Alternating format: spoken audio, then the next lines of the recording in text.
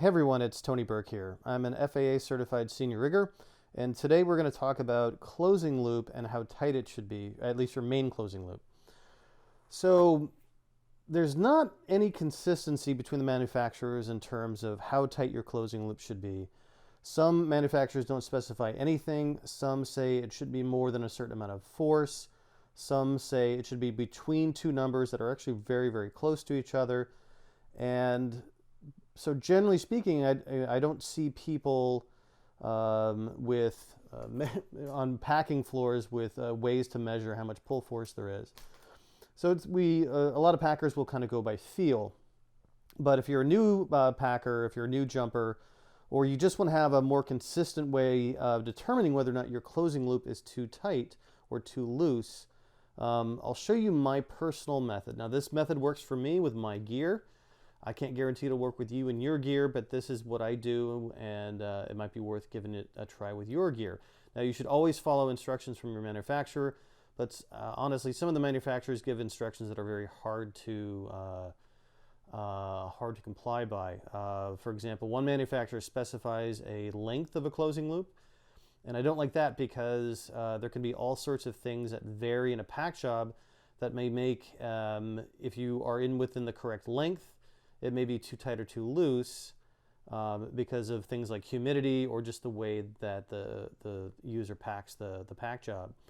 Or specifying a narrow range of forces like another manufacturer does, when one, it's very difficult to measure that force, at least consistently, and two, again, the variabilities in like humidity and packing styles, etc. So this is what I use personally.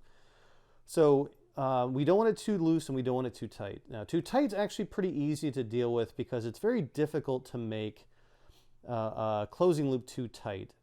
And too tight would be that the pilot chute does not have enough force to pull the pin. If you can pack a rig where the loop is so tight that the pilot chute, which is dozens of, I've heard anywhere from 80 to 100 pounds of force, I don't know exactly what it is, but if you can pack it so tight that that cannot pull the pin, it's going to be very, very difficult to close that rig. Now, total malfunctions where you throw out the pilot chute and the pin doesn't get pulled is usually due to a closing error and not a closing loop being too tight. At least all the total malfunctions that I've seen that were caught where the pin wasn't extracted, it was something to do with the way that it was packed, like not having an inch to pinch or something like that. So too tight's easy. So for me, I know it's not too tight if I can take these two fingers and I can move it. All right, so the pilot chute's going to be able to extract that pretty obviously. Too loose though is more common. We definitely don't want it too loose because we don't want just normal movement to be able to extract that pin and then we have an open bag. That actually did happen to me once.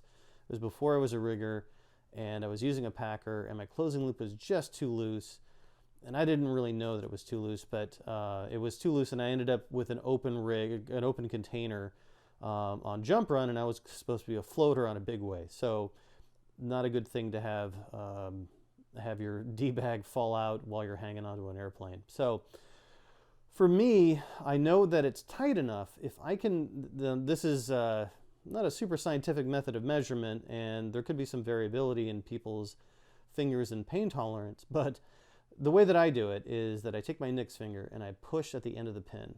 If I have to give up because it hurts too much, you can see there's a dent there. If I have to give up because it hurts too much to push that pin out,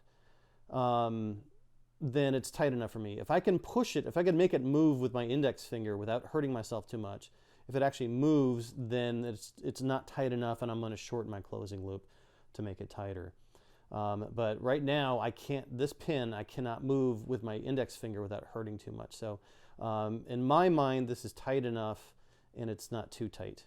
So that's my method. That works for me. I don't know if it'll work for you, but you can give it a try.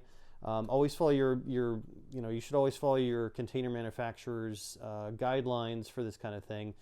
But the reality is that sometimes it's not possible or just unfeasible to follow those. So this is my personal method. It may or may not work for you.